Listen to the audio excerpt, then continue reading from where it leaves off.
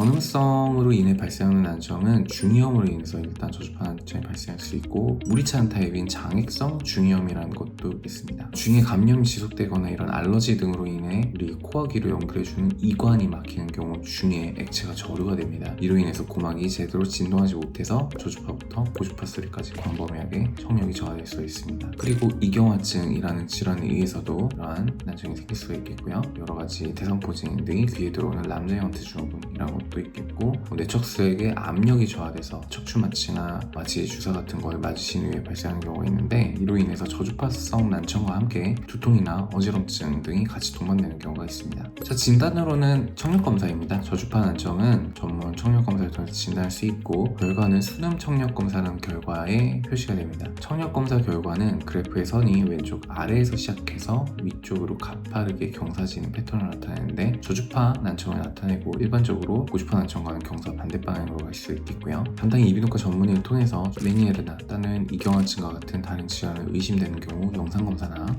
균형기능 평가와 같은 다른 검사를 동반해서 시행할 수 있겠습니다. 치료는 원인에 따라서 다양합니다. 메니에르병 같은 경우엔 점차적으로 발생하는 경향이 있고, 청력 손실은 질병 초기에 발생했다가 점차적으로 악화될 수가 있겠습니다. 이런 경우 난청이 심해지면 보청기 등을 사용할 수도 있겠는데, 다양한 생활 습관 개선이 필요합니다. 카페인류를 줄인다거나 물을 많이 먹는다거나 저염식을 하신다든지 생활요법을 관리함으로써 빈도를 줄여볼 수가 있을 겁니다. 다양한 약 치료법도 있습니다. 스테로이드, 경구약제, 이뇨제, 고실내 스테로이드 주사 등을 통해서 회복을 할 수가 있겠고, 그리고 3주성 중이염 등에 의한 저주파 청력저하는 일반적으로는 자연적으로 개선되는 경우가 많습니다. 지속되거나 매우 심한 경우에는 고막의 환기관에 삽입할 수 있겠고요. 일반적으로 시스루의 저주파수 청력 손실이 회복되는 경우가 많습니다. 그리고 이경화증 등에 의한 청력저하는 일반적으로 이제 중의 소리뼈 중 하나인 등골이 경화되어 발생하는 건데, 수술적으로 대체한 후에 청력 개선을 기대할 수가 있겠습니다. 수술 등골 절제술이라고도 하고, 레이저를 사용해서 굳어버린 등골을 제거하고 등골 발판에 구멍을 낸 다음에 피스톤으로 대체하는 방식입니다.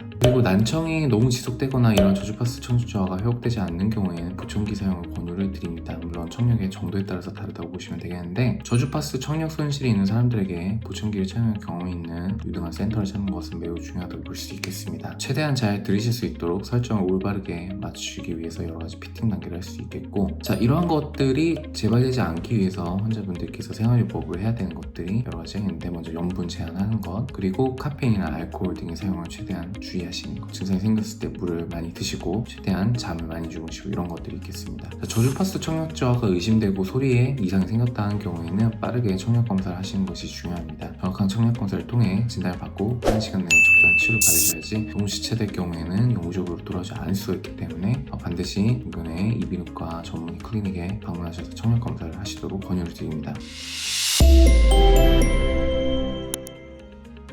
기본적으로 이런 소리를 해결해서 문제 안 생기도록 하는 것도 중요하지만 재발을 방지하는 것도 중요하기 때문에, 이런 저음역대의 난청에 대해서 관리 방법을 숙지하시고 좋은 소리를 많이 들으시도록 권유를 드립니다. 이상으로 아산소리 이비인후과의 소영기였습니다. 경청해주셔서 감사합니다.